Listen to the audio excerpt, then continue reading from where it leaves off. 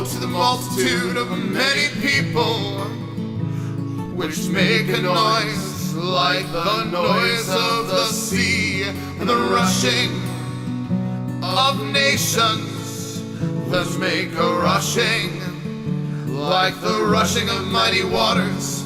The nations shall rush like the rushing of many waters, but God shall rebuke them, and they shall flee far off, and shall be chased as the chaff of the mountains before the wind, like a wheel before the whirlwind. And behold, eventide, trouble, and before the morning he is not. Good morning. Welcome to Line by Line Bible Studies. We're continuing our study in the book of Isaiah in chapter 17. Technically the burden of Damascus, but now woe to the multitude of many people. We've had several woes in the past, right? Woe to them that are wise in their own eyes and prudent in their own sight. Woe to them which call evil good and good evil. Woe to them that build house to house, so there need be no place that they may be placed alone on the earth. House to house and field to field. Now, woe to the multitude of many people, which make a noise like the noise of the sea, and to the rushing of nations, that make a rushing like the rushing of mighty waters.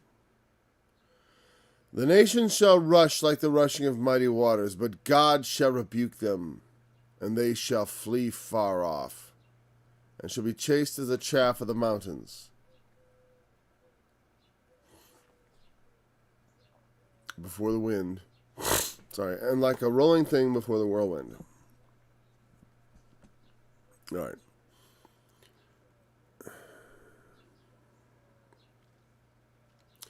You know, one of the things that you notice in the book of Revelation, of course, is the symbology, and also the fact that Revelation has a lot of symbolic keys. It says, like, this represents that, this represents that. It doesn't mean that every use of that symbolic, or of the symbolic language, per se, means the same thing. For example, here, you know, it compares them in a simile to the sea. They make a noise like the noise of the sea. It's not the only place where you see the sea compared to people, or in some ways, people in the sea somehow equated with each other. You know, Revelation, what does it say? The waters which thou sawest, where the woman sitteth, are peoples and multitudes and nations and tongues. Meaning the waters on which the woman sat, Babylon sat upon these waters, and they represented peoples and multitudes and nations and tongues. Because, like the water people, and this is a scientific, I'll call it a fact, but it's not. It's it's not particularly. It's like not the kind of thing you normally think of as a fact. But if I haven't totally forgotten what that fact is, no, it is a fact. I remember. Human beings, like you get a crowd of people together. For example, like a crowded theater, or any number of crowded situations where people are packed in. In which, there have been disasters and such things. When you get large groups of people, they begin to behave almost like a fluid. In fact,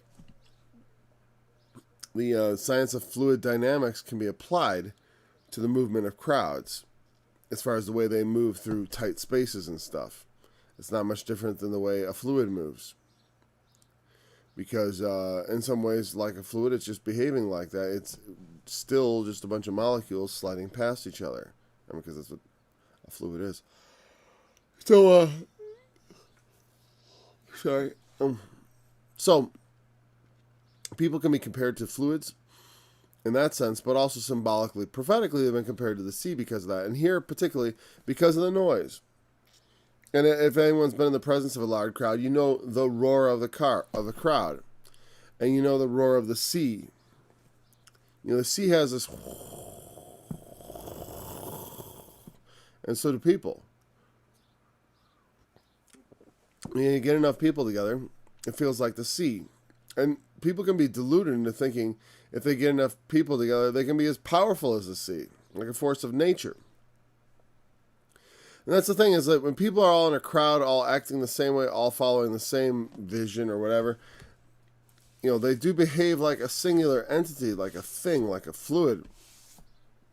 But the reason it's woe to them is because in so many ways, people, in those situations, they think, oh, well, everything's great. We're just going along with the crowd. Everyone's doing one thing, and we're just doing it with them, And you saw over the past year that, the impulse to follow the crowd is very strong. People talk about,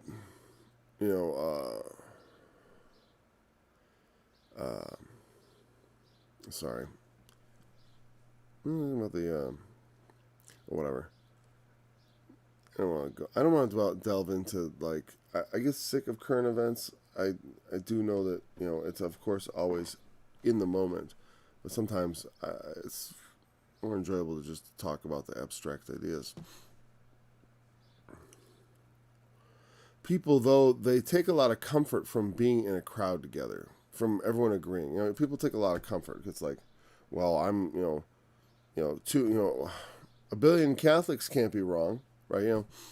And I've heard that said, right? Because so many people are Catholics, therefore, it must be the right version of Christianity, the right religion.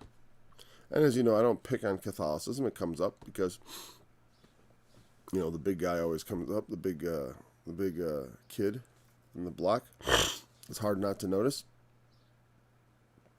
It is the 500-pound gorilla in the room as far as churches go. And so sometimes people take a great deal of comfort of being in a crowd, of being part of everyone's decision-making process. Or of no one's decision-making process. Because in a crowd, it's this odd thing. The crowd behaves according to the will of the whole, but also not according to the will of any individual very often. Or sometimes it's impossible for an individual to exercise their control and to individuate themselves in the midst of a crowd because there's just too many other individuals. And they think, because we are together in one, because we agree, because we have... It makes me think of the earlier passages where it said, the passages where it said things like, associate yourselves and you will be broken in pieces. People think they can just because they do, the things they do, they think are somehow more excusable. Or because they're done in a crowd. Or because they're done because of orders. Well, that's what everyone else was doing. I was just cheering along with the crowd. The crowd that when Jesus was crucified, there was a crowd there roaring out and calling out, crucify him. For no other reason than that it probably pleased them to see people crucified. And there was something sort of delightful about that to them,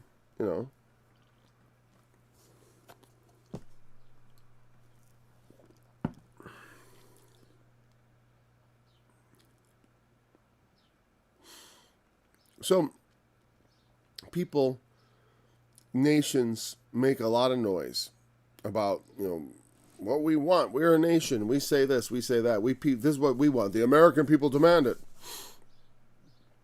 And the crowd makes a noise. There's a book came out a while ago. I didn't read it. It was called The Wisdom of Crowds. And then there's, of course, another book that came out called The Madness of Crowds. And obviously, I couldn't already understand what the wisdom of crowds is about, because there is this wisdom that is found in the decisions of many versus the decisions of a few. For example, in economics, it's much better to what's the word I wanted to distribute. Let's say that's not the word I wanted to distribute. The decision-making processes about prices, for example, to the consumers. Meaning a consumer looking at the price of something has a much better sense of whether or not that's a good price. I mean, the individual consumer, millions of consumers, saying yes or no to something based on the price, know far better if that's a decent price than one person who might look at it and just arbitrarily decide, a social planner, some sort of central planner, like in communism or socialism, where they're fixing prices according to what they just think. But, of course, a person can't really know what the demand is. Especially, and you might get it right on one product, but on the whole world, on everything that people need, these are best distributed. Meaning the decision is distributed out among all the people, and a sort of a collective wisdom comes forth because of all their individual decision makings. And that's not bad. But there's also a foolishness and a madness of crowds that draws people in to go along with it in spite of the madness of what it's doing. Meaning people will continue to do things that they otherwise would not do, or that they would be morally forbidden from doing by their own internal conscience. They'll do it because everyone else is doing it, and you've known this from a kid. When if you walked to a group of kids, like at school, and they were all doing something that was disallowed, you might be a good kid that wouldn't join in, but you might be the kind of kid that, because everyone else is doing it, that might be seen by you as a sufficient excuse. There were certainly times in my life where I did things and I felt that excuse come up afterwards. Everyone else was doing it. Everyone else was doing it. Why pick on me? And that's, and so crowds can lead us, in some ways, they're not always insane. There is a wisdom in crowds. I didn't read that book, but I think I listened to excerpts from it. I've certainly heard people talk about it and I understand what it's about. And also the other one, because there is a flip side to it. I'm glad there was a second book by a different person. And that was actually Douglas Murray.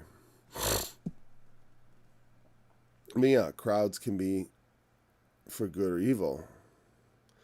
But for the most part, I think it's more notable, the evil they do. Because it's more often, I think. I guess a lot of times, a lot of the things that the crowd is wise about are mundane and small, and you don't even hardly notice. Like, you don't notice how prices are determined because they're not determined by just someone just setting them. You can't just if you want, you can't sell packages of gum for $100.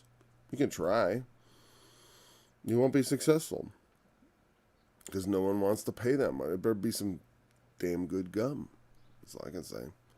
Right? Better be pretty good. It's almost magical at that price. And that's what people would expect. So people can feel safe in the midst of crowds. They can feel like that there's decision making. I didn't make this decision. Everyone else did. But the thing is, it's not a safety. There is no escape from the judgment. We cannot hide in the midst of a crowd our decision making because we make decisions as individuals. According to whatever light God has given us, according to whatever spirit is in us, we make our decisions and we have to live with them. We can't just say, well, the crowd did it. We were just going along with the crowd. Everyone knows, you ought to know. Only children don't understand this. It should only be children that don't understand this, that you shouldn't. And they often don't know it because they haven't experienced peer pressure. Because it's the kind of thing you could tell a kid about. I remember being told, don't go along with the crowd. If your friends are doing something, don't just do something. Maybe not all parents give their kids that thing. It's just like with my kids. I teach my kids to break rules. It's funny. And as a kid, I was a pretty good kid. But I teach them to assess rules and determine whether or not they want to comply. We have to in this world. Remember, the multitude that roars is also, that which they roar about, like the sea, is often, not, the sea roars because it is the sea, and the multitude also roars because it is the multitude. But what is it really? Nothing, because God rebukes them, just like Jesus rebuked the sea as he was, when he was on the ship asleep.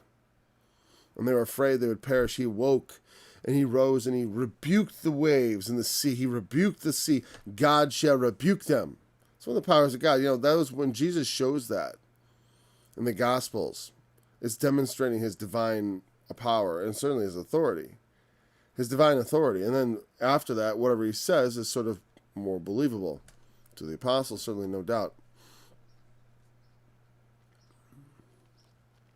So though we can, people can feel, oh, well, I feel I have the security among the group, and I can, in fact, not just be secure, but, extend outwards by, meaning that's what that roaring almost represents, is the sea making its noise, its waves going back and forth. It's doing what the sea does, right? Its power is kind of manifested, at least to the ears. When you hear the sea and the waves roaring, there is a thing. You feel that connection to that natural phenomenon. And when people, there is a sort of a sense of an inevitability of a crowd. If everyone's doing it, if everyone's going one way, it's very hard to resist. I said this last year. I mean, it was really hard to not wear a mask. Even if, like I said, even when I was, I tried to make it as easy for myself as possible, because I sort of couldn't bring myself to walk around wearing one all the time, because it just felt, I don't like much feeling like a whipped dog or like a traitor. So I couldn't go around like that. I had to find some sort of compromise that made sense to me. I mean, you can always no compromise. I have friends like that. And loved ones. No compromise. Won't wear it. Call the damn police. They want the police. I've had people who were waiting for the cops to get called. Well, not me particularly. Though, I admire that. So they make the rushing. They make the noise. I assume that rushes the noise. You know what?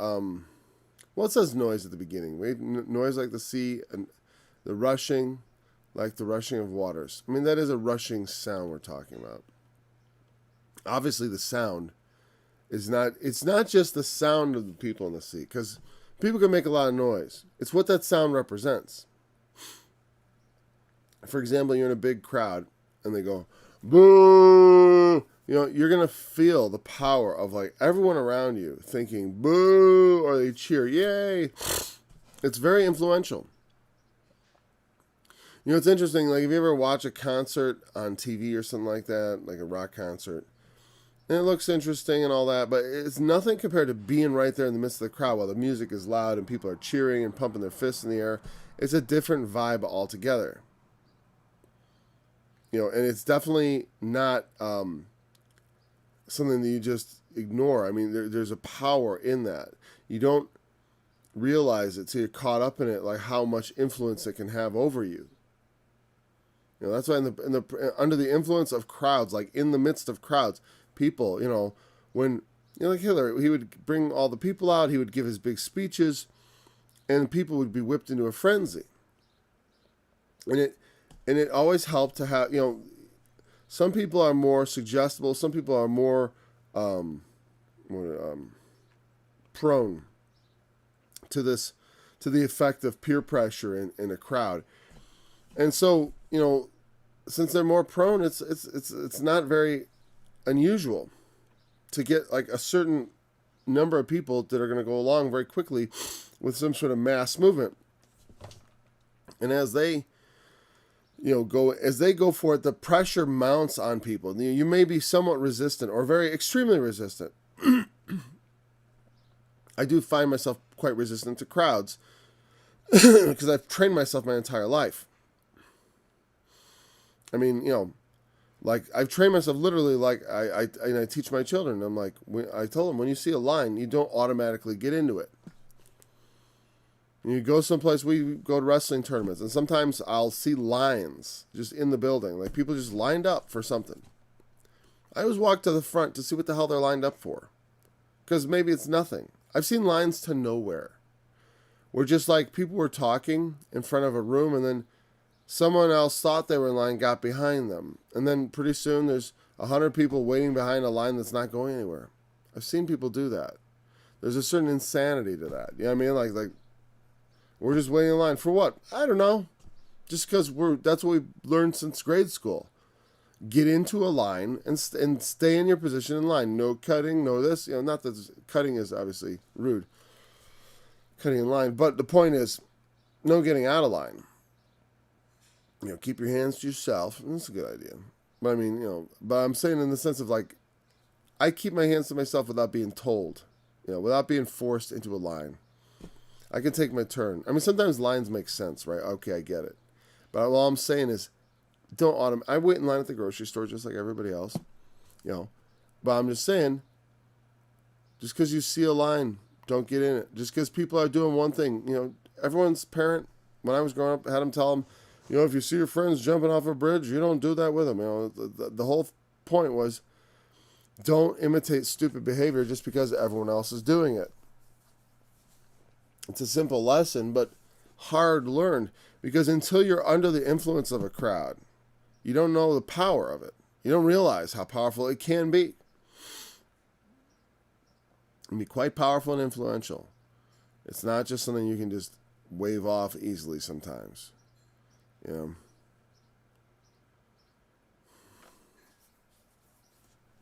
So the chaff of the mountain, you know, chaff is like like if you were harvesting grain,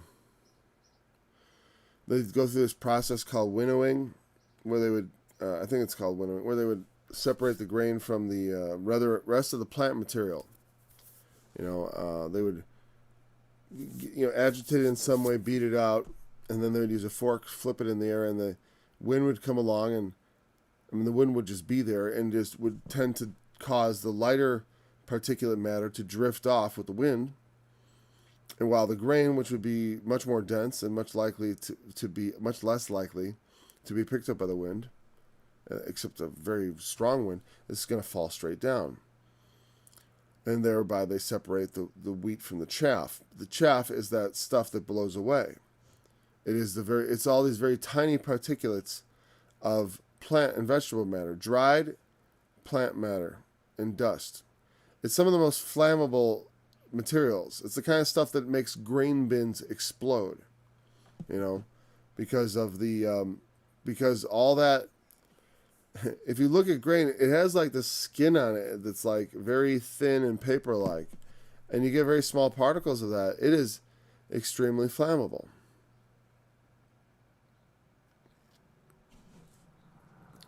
Chases the chaff of the mountains before the wind. You know, the mountains have a chaff. There's dust sort of that comes from beating down the mountains before the wind, and like a rolling thing or a wheel. I mean, some sort of round. Do I care about this? I personally don't even want to look it up. When I did the song for this, I translated that wheel. Like a wheel before the whirlwind. So that's... I'm just curious how they put it. Let's see what they put in here. Like a rolling thing. A wheel...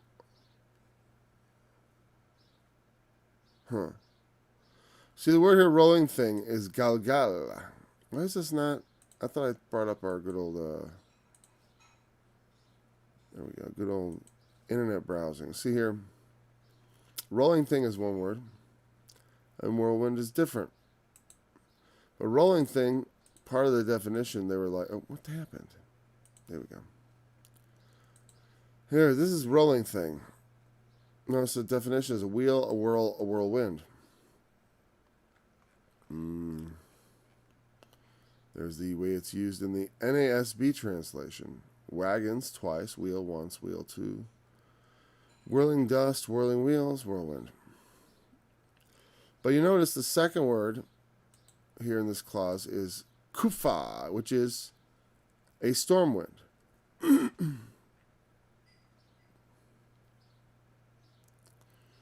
From a hurricane importance, so quite a significant storm. So like something like I prefer wheel because I think, I don't know, it just to me seems like the proper thing. Some sort of, it means just some sort of round thing, like a wheel before the whirlwind. There you go. And behold, at eventide, trouble, and before the morning he is not. This is the portion of them that spoil us, and the lot of them that rob us. So it's kind of a cryptic thing. Because, it's like the multitude of many people, Damascus, all this stuff, his four strong cities be as a forsaken bough, all that stuff's going on. And then the whole entire, at the eventide trouble. This does remind me of Watchmen, what of the night? And that's coming. Watchmen, what of the night? The day comes, and also the night. If you will inquire again. At eventide trouble. Watchmen, what of the night?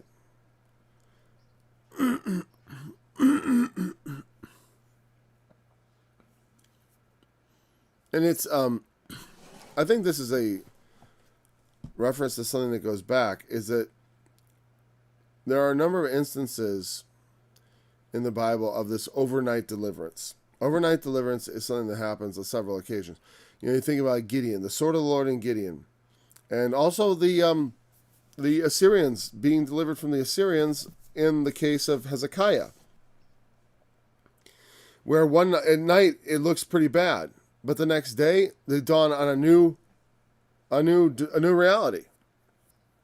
They go to bed thinking we're dead. Tomorrow they're going to kill us. The siege is going to go hot, and they're going to just tear everything down and get us, all of us. And then you wake up in the morning, and it's like they're gone. All the enemies are just disappeared. The problems have evaporated. And in life, I've had that occur to me a number of times over things that I was fearful of or terrified of or not having the proper, perspective of faith on. They entered into my life, and it was terrifying, because of my internal fears. And you look at the trouble in the world and you say, oh, there's all this trouble, all this toil, all this stuff I got to look after and care about because I need to, there's things I need to accomplish in my life. I certainly need to support myself and my family, and there's things. So there's trouble out there, and you see it and you think like it's going to interfere, it's going to get in the way. But then, you can go to bed so troubled about something. But then in the night, the problem just goes away. And a lot of problems don't just go away, but some problems do. Some of the things that you worry most about, I have had things that I was worried about that just turned out to be not an issue. It was a complete waste of time for me to worry or think about it even. Because it was, one, my thoughts and my worries had no effect on the problem. I had no impact on the problem. It doesn't make sense to give your heart and mind to a problem that you can't change or affect. Some people, they have relationships they can never resolve, maybe because someone's dead. And it's so, and that's, there's nothing there. That's not really a good example, though, in this case, though. But I'm thinking of, like, just general things that, and this isn't something that generally happens. It can happen naturally, but what I'm saying is, like, God's deliverance is that he can change circumstances in such a way that suddenly what was once a bleak situation is just not a situation at all. It's all taken care of now. At the eventide, it's trouble. But then before the morning, he's gone. He's gone. Oh, what was I worried about? What was I worried about? That's what happens to the Assyrian. They were out there encamped, going to destroy the Jews. And all of a sudden in the morning they came out and the only thing left was dead men. And the rest of the Assyrians had fled. You know what I mean? That's the thing. It's like, hey, one night, at the night, it seemed like a big deal. In the morning, everything blew away like the whirlwind, blowing the wheel. You ever seen something blown by the wind that just danced along and just, There's nothing obviously that's going to stop it. It's just blown about with the wind. It's carried along.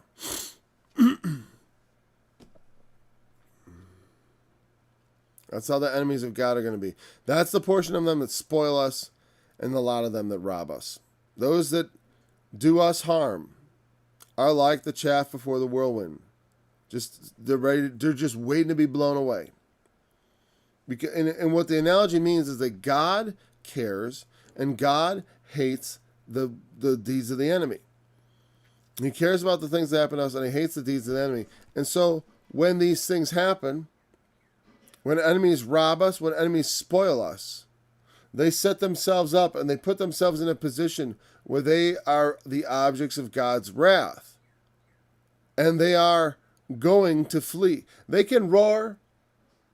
They can make all kinds of noise about what terrible things they're going to do, about how they're going to dominate, how they're going to do this and that. But God, in seeing their oppression, it's like their ultimate fate. Maybe not in the near term, but certainly in the long term, sometimes in this world, sometimes in the next. But they become the objects of his wrath and are blown away, to be revealed to be of no account. That's the thing, is when he talks about them as being like the chaff before the whirlwind, it's saying they're just like almost nothing. The only thing you can say about them is they are ready to burn. I mean, when God compares things to chaff, what he's saying is like this is like, it'd be like the closest thing they would have to like saying it's like gasoline. You know what I mean? A real accelerant of fire. You know what I mean? Like, because you can't, wood burns, but you can't just take a log and set it on fire unless, if you have no experience with camping or anything, or just, life, you may not know this, but you can't just set a log on fire. You can't just take a match and a big log and let's start a fire, get the match and get a log and we'll start it up. No, you got to start off with the smallest sticks you can find. Or usually if you want to, the best way to start a fire is maybe some crumpled up newspaper.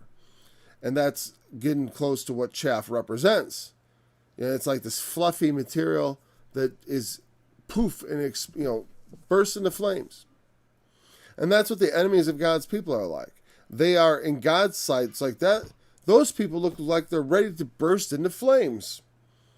Because that's all they appear to be good for.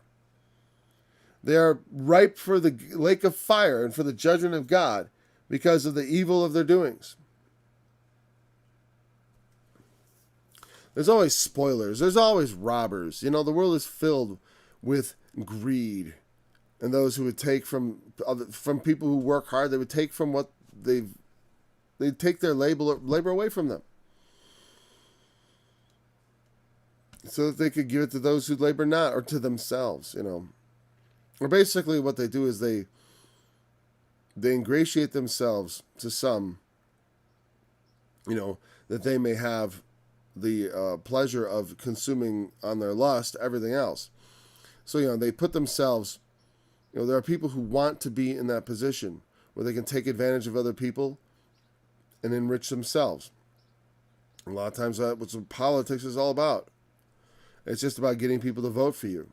So, whatever I can say to get myself elected is all that really matters, because once I'm in power, now I can serve myself. Now I can enrich myself. That's a lot of what we got in this country, and that's sickening, because it's like that's, they're up there supposedly representing the interests of all the people. Like someone was calling they want a commission on this January 6th. It was just ridiculous. It's another protest that got out of hand, right? They want to put a commission together. I want a commission or a probe to study the pandemic, not the COVID-19 part. They want to find out if it was a Chinese accident, right? And I've been I remember when I brought the bullshit pandemic, you can look at my comments there. I was saying to people back then, I don't know how you can look at that situation with COVID and see that lab across the street from where they said it came from. Like, well, where'd this virus come from? Did it come from that lab over there where you guys study viruses just like this? Is that where it came from? No, it came from the grocery store across the street. And that's such a BS story. It's obviously false.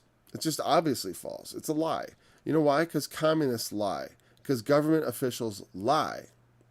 I remember it was funny when the president, Trump, when he was president, they say he doesn't trust his own State Department. I thought to myself, I don't trust his own State Department because it's not his State Department. They act like he came in and he had a State Department in his back pocket. He whipped it out and plugged that sucker in. It's like, here we go. Oh, my State Department. Just a second. Got one right here. I've got a State Department. Here we go. Well, why wouldn't you trust your own State Department? It came out of your own back pocket. It's not like that. We got a bunch of deep state actors there, and he doesn't trust them. I don't. And then the State Department, it's like, another lie. Because they lie all the time. I mean, they know the truth, but they lie to us, so how can you ever believe what they say? I mean, they know the truth. The truth is out there somewhere, but they don't want to give it to us, so the hell with them. Because that's what happens to liars. They go into the lake of fire. To hell with them. Yes. Liars. People lie to people. But, what was my purpose in delving into? Because you see the, it's self-serving. Politics is so self-serving. They don't have the idea of serving us. But, we need a commission. My point was like, I want to probe not to study where the disease came from, but to study the responses, whether or not they worked. They should look at everything that was done in the past year as far as all the government actions taken. And each of those actions needs to be assessed by an independent panel as to whether or not it was actually effective based on evidence and science, meaning let's scientifically determine what, if any, because some things it's going to be hard to figure out what the impact was. But the thing is, we have lots of tests. We have 50 states, each with its own individual pandemic response, so we can compare responses. And they should go and probe and find out what we did wrong so we never do it again. But no one wants to find out what was right or wrong. They just want to say, we did it. Didn't we do a good job? That's all the politicians want to do is pat themselves in the back. And they're the ones that hold the keys. They don't want to study if what they did was a friggin' disaster. They don't want to know that. If they made the disaster worse. I was telling someone the other week, I heard the CDC say they wanted to include an extra 400,000 deaths in the COVID count. You know why? They wanted to say 400,000 more people died from COVID because of all the people who died from not seeking medical help at the hospitals, or deaths from despair like suicide. Those are also COVID deaths. They actually want to count that. And that should really tick you off. It kind of pisses me off, I'll tell you that. Because it's like, those aren't deaths from COVID. Those are deaths from government. The government killed 400,000 extra people, or whatever the number is. I don't know what the number is. If there are excess deaths because people didn't get medical treatment, it was from the panic induced by the media and by the CDC. They induced a panic. And why? Because they wanted to win an election. They induced a panic. This is exactly why this was all induced. The CDC was in cooperation, in my mind, and this is all it's all part of the plan. Either that, or honestly, like they say, I feel like that, right? It's probably not true, though. You should never attribute to malevolence what can be explained by incompetence. And the fact is that the scientists is Dr. Fauci a malevolent actor? No. I can't imagine. I wasn't sure for a while. Now I know he's not. He's dangerous. He's a very dangerous individual because he has no principles. He doesn't. Not apparent to me. The guy will lie about one thing one day, the other. He's an admitted liar all the time. It's like, imagine if your doctor lied to you like that. You'd sue him. We should sue him. The whole country should sue him. He should probably retire broke. Personally, no one has caused more human misery in 1 year in a long time. In a long time. And the fact that he's getting treated like a friggin' hero about it. That'll wear off, you know, but still. You know, I love the way people wake up so late. Anyways, those that spoil us, those that rob us, are ready to burn.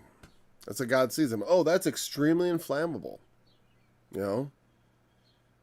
You know, it's like wow, you know, if human beings could be, you know, like if God, imagine looking at a human and you were judging them based on how ready they were for hell, so to speak, ready they were to burn. You know what I mean? And some people, they just look like a pile of oily rags, right? They just, wow, ready to burn. Them that spoil us, they are like a pile of oily, I use oily rags because we don't think of chaff, but what is our cliche fire starter? A pile of oily rags, right? A pile of oily rags in your garage is the universal symbol of something about to catch fire, right? And that's what the enemies of God's people are. They're about to catch fire. So now we have this woe to the land shadowing with wings. We're not going to try to draw out chapter 17 any further than we've already discussed it. Woe to the land shadowing with wings, which is beyond the rivers of Ethiopia,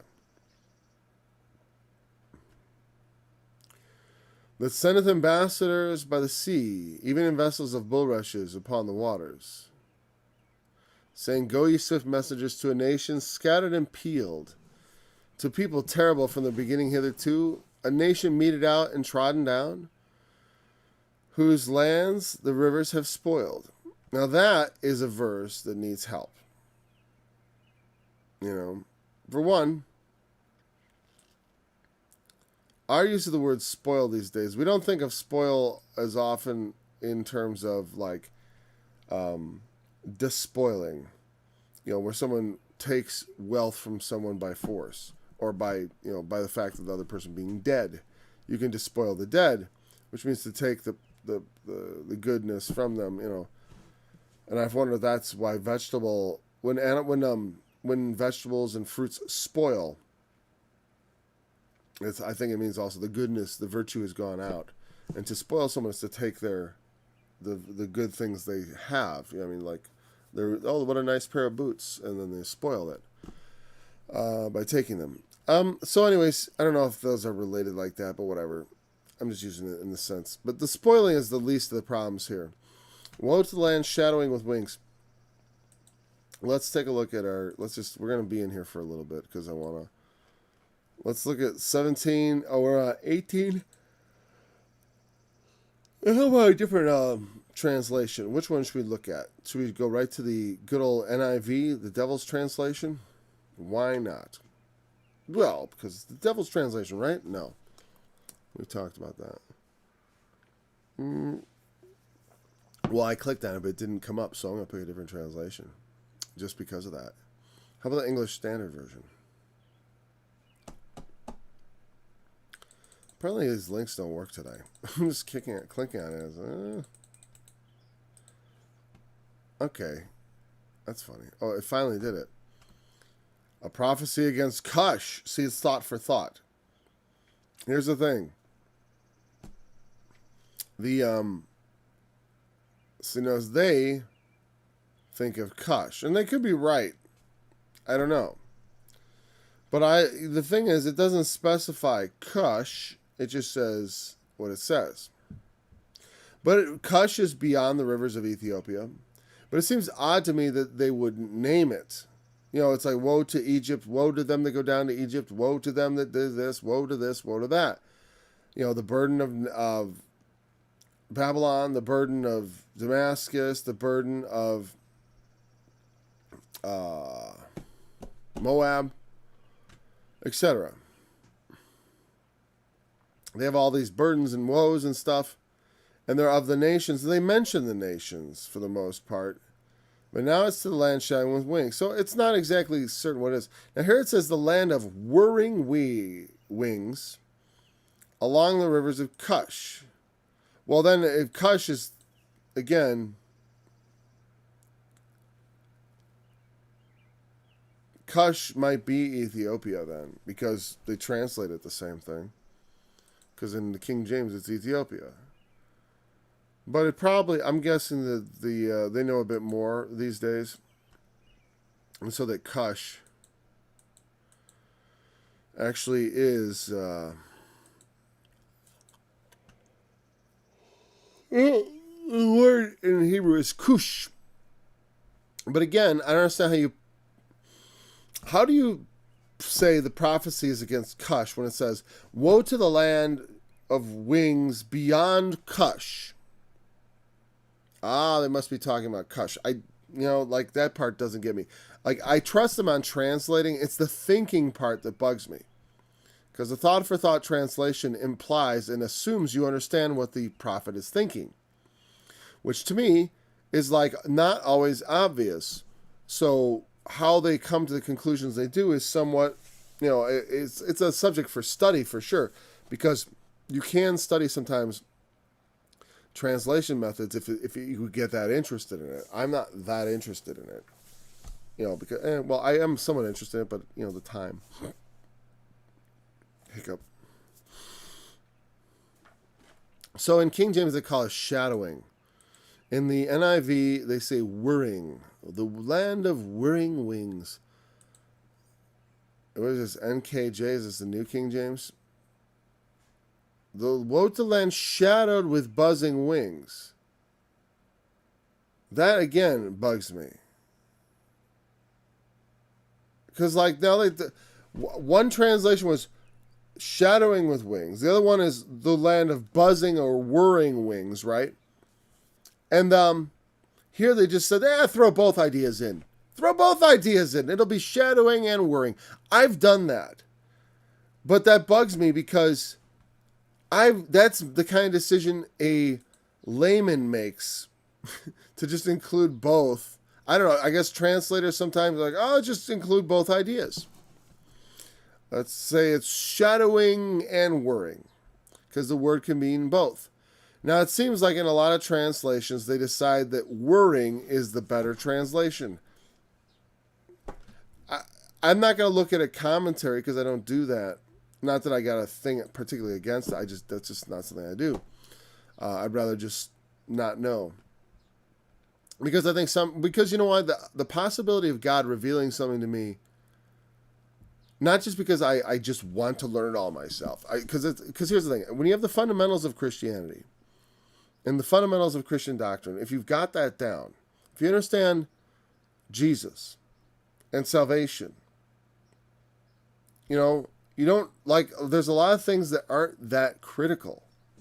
That you are allowed to not know or understand, and to have a little bit of, I don't know what this means. What could this possibly mean? I don't see the attitude of the apostles and the prophets and towards the scriptures of being like this forbidden book, that the people aren't allowed to handle or talk about. The scriptures are for the people and not to be just for the elites, for, scholars. And so, that the scriptures could be given to everyone, that everyone could have access to it, is important and significant. Oh, sorry. So the land shadowing of wings. Let's look at. I want to look at the Hebrew on that. And I remember this is not going to be particularly conclusive. I'm pretty sure of that. What is that? The English Standard Version.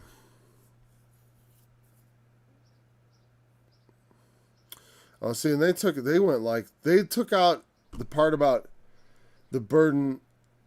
Oh, wait. Woe to the land. Oh, instead of woe, they have land of whirring wings, of buzzing wings.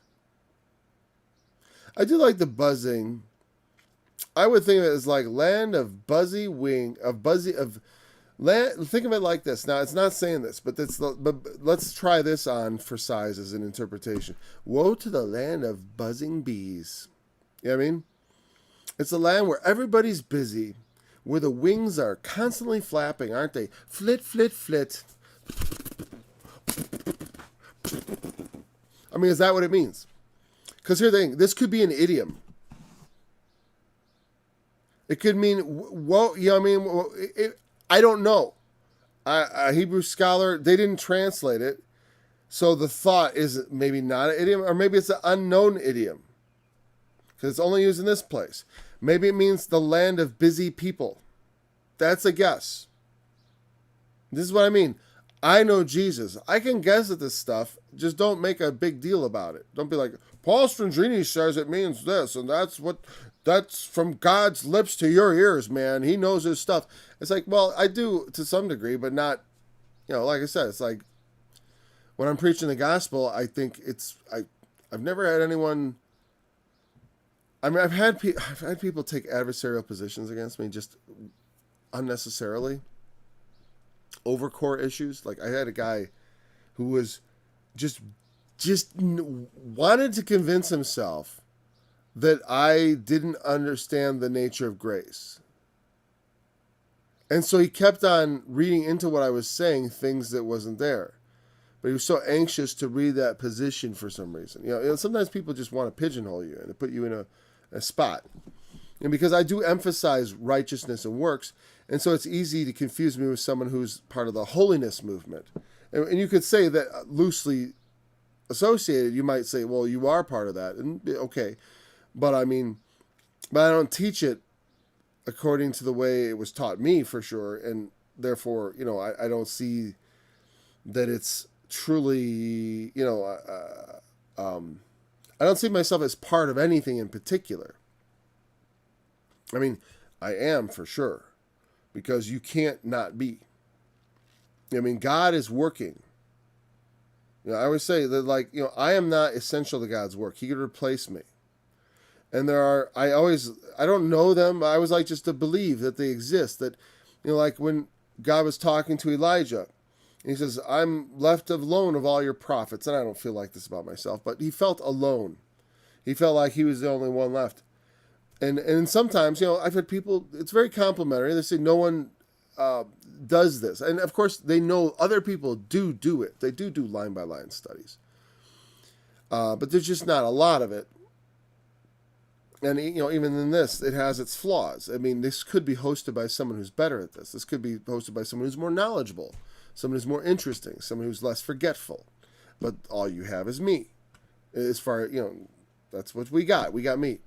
And we could have someone better, but we got what we got, And that isn't meant to be,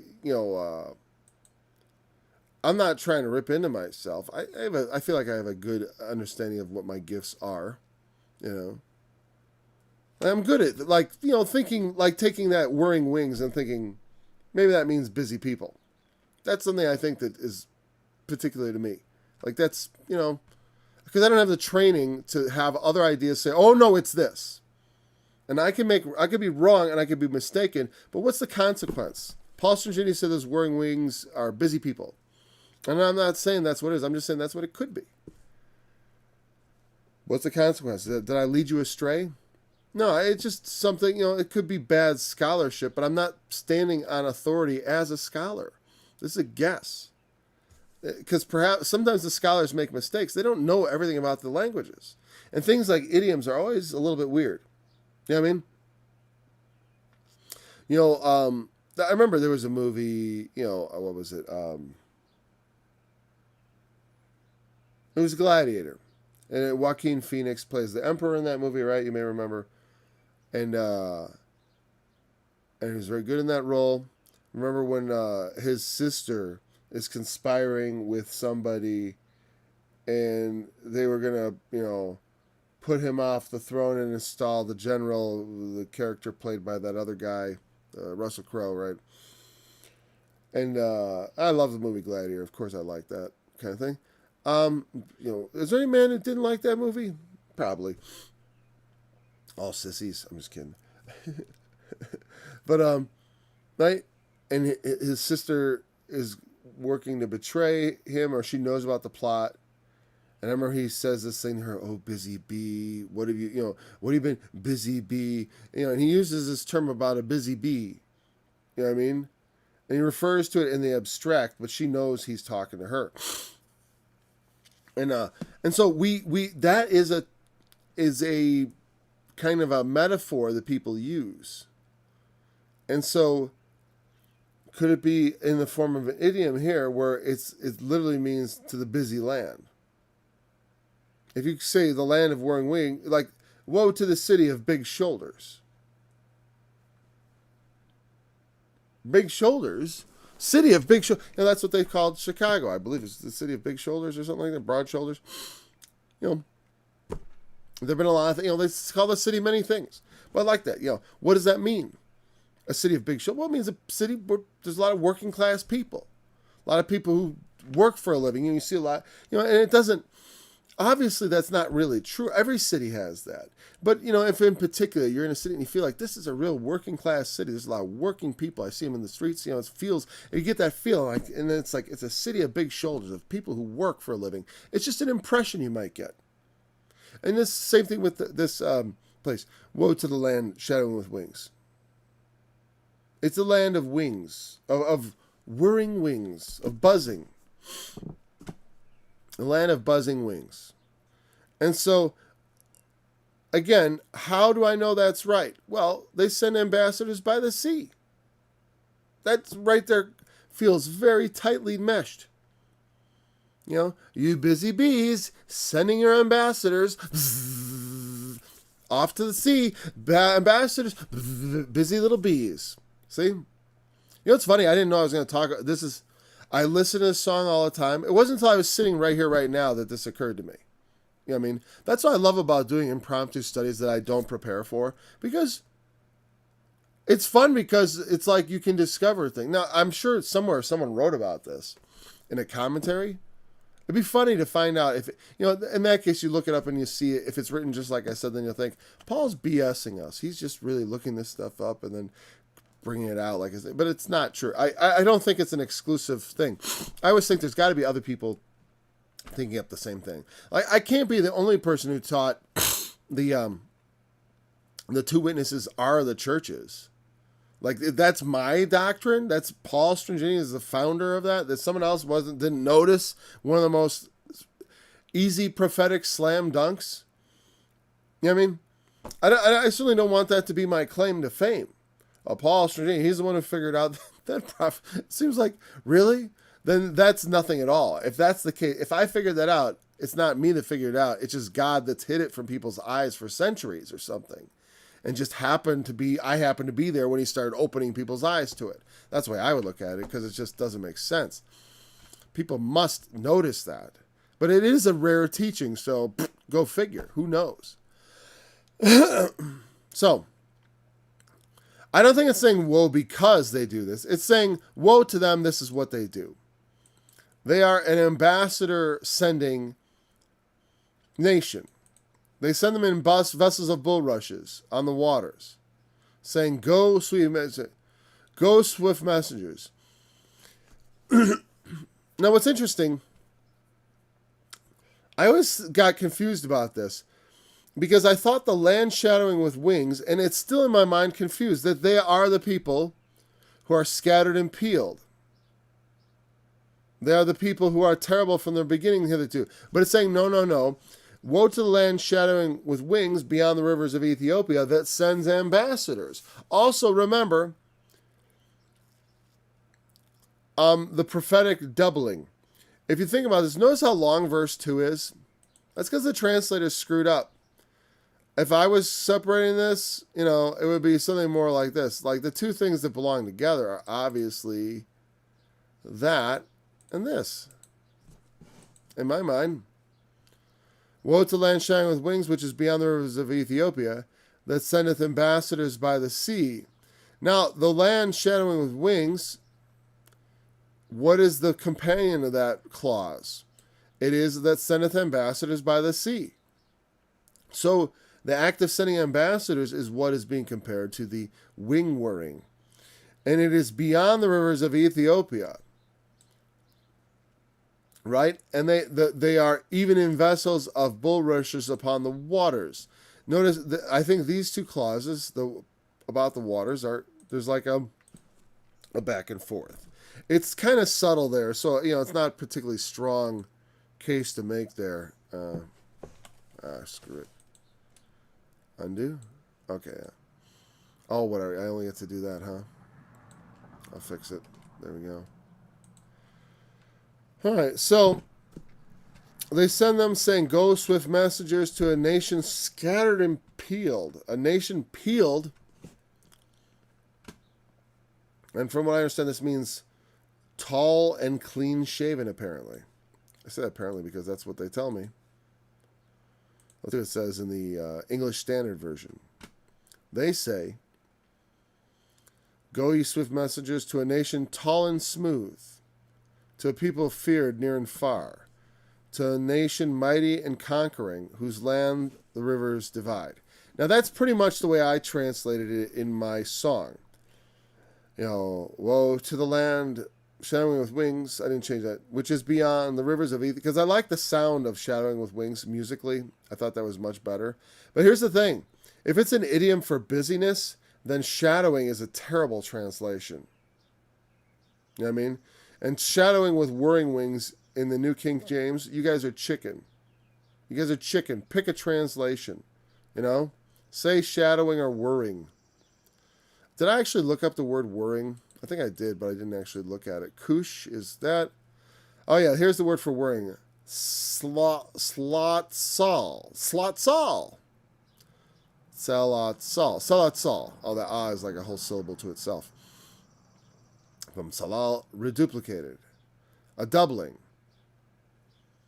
Ah, so you see how a shadow is like a double. You know what I mean? A doubling, a shadowing.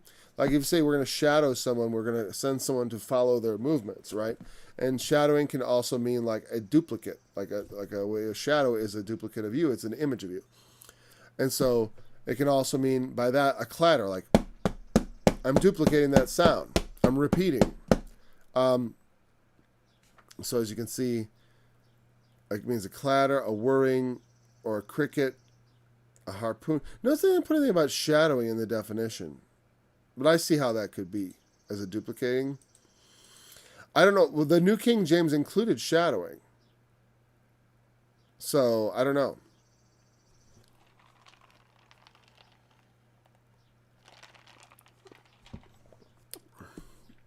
Also, it's interesting that they choose a cricket. Makes me think of the ants and the grasshoppers. You know, as far as like, woe to the land of the busyness. You know, what kind of busyness you got? Sending messengers, you know what I mean? All that diplomacy is not always good. You know, a lot of mischief gets up to in this diplomacy. You know, they go out and they plan and they want to do things and they, you know, oh, let's go and have a meeting. And then they come out and it's like, we're screwing all the people. You know, that's what all this busyness often gets to. Hey, we decided there's a way we can make a lot of money and screw everybody, but you won't know about it, and we're not going to say it that way. But that's what we're actually doing, and that's the way it works sometimes. Wow, it's over an hour already. Wow, that went by quickly. Let's just finish up this verse. So, a nation tall and smooth, you know, smooth faces. I remember, you know, a lot of people compared this to America. That's the elephant thing when people are, is this a prophecy about America? I don't see how. I literally don't see how. Because it's like, well, America is beyond Ethiopia. In that case, everything's beyond Ethiopia. What are you talking about? America is beyond Ethiopia. Like, if you're going to Israel, like, if you're in Israel and you want to go to America and you don't have an airplane, you know, of course, you start by heading to Ethiopia. That's how you get to the United States of America from Israel. I don't know. I don't understand that because people are so starved. I want to see America in prophecy. We're so important. We got to be in there somewhere. And of course we are. We're everywhere. Because the prophecies are not private. They are public warnings. And they apply everywhere at all times.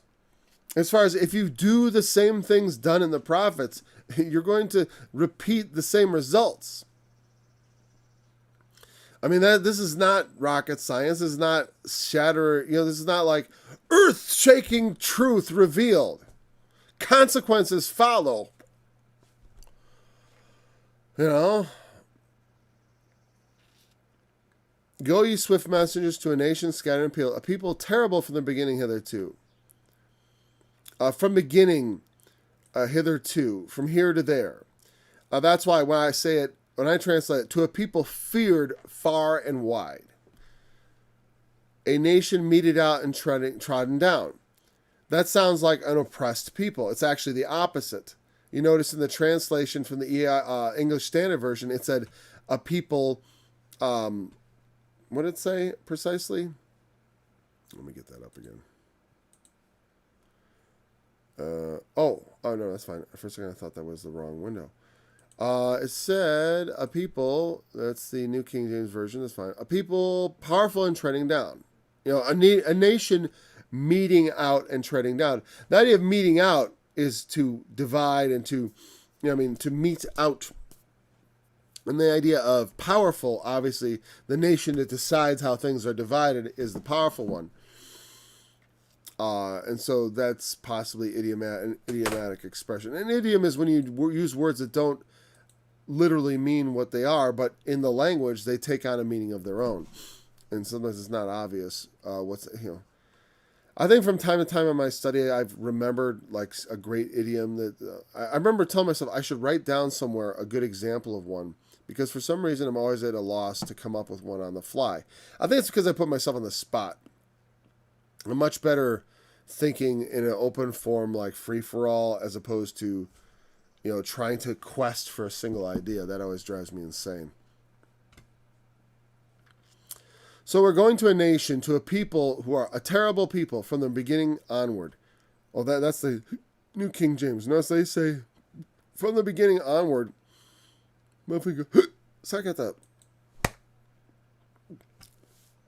That's still the opposite. I like the English Standard here. To people feared near and far. Whereas I say, if you want to, why can't they be poetic? To a people feared far and wide. That's the much more poetic way of saying it. Because that's our English language. That sounds beautiful in English. Like when we want to express something, we say far and wide. Near and far is fine, but far and wide, even though that's a wrong translation, that's how we talk. And plus, what did it say exactly? It said, from the beginning hitherto. The beginning is that part far off and near, I guess. Near and far. Okay, fine. Meted out and trodden down or treading down. It gets me that they couldn't get it, that it was, because the difference between trodden down and treading down is big. But linguistically, I guess it's not. I'm just surprised they would mess that up. You know what I mean? Like, it's very different to say that someone is downtrodden than to say someone is a treader down. This is totally, you're in a different position. It's a total swap. So it's a critical distinction. And if the New King James say they got it wrong, every other translation says they got it wrong. So that's why in my Bible song, I don't sing it like the King James. I sing it like the other translations. Whose land the rivers have spoiled. That means the rivers have divided the land. The land is divided by rivers. And because our land is divided by rivers, they say, well, America, look, we have the Mississippi. And it's like, yeah, but we are not more notable for rivers in America than other nations are. There are other nations that have, in a sense, like, Ethiopia, perhaps. Beyond the rivers of Ethiopia, they're the headwaters. But the thing is, the headwaters of the Nile are in Ethiopia. So I don't know. It does seem odd that they would say, hey, I want to talk to a nation beyond the rivers of Ethiopia. And then be like, actually, I'm talking about Ethiopia or Kush. Because they're the same. It's like talking about the Medes and the Persians. Are they technically different? Yes. It's like talking about the Israelites and the Jews. Are they technically different? Yes. But they're also kind of the same. Kind of the same. So we'll pick it up with verse 3 next time, okay? And we'll continue in chapter 18. Until next time, thanks for joining this study. I'll be back again. Tomorrow's Friday, so we will have a study, Lord willing. Until then. To the land shadowing with wings, which is beyond the rivers of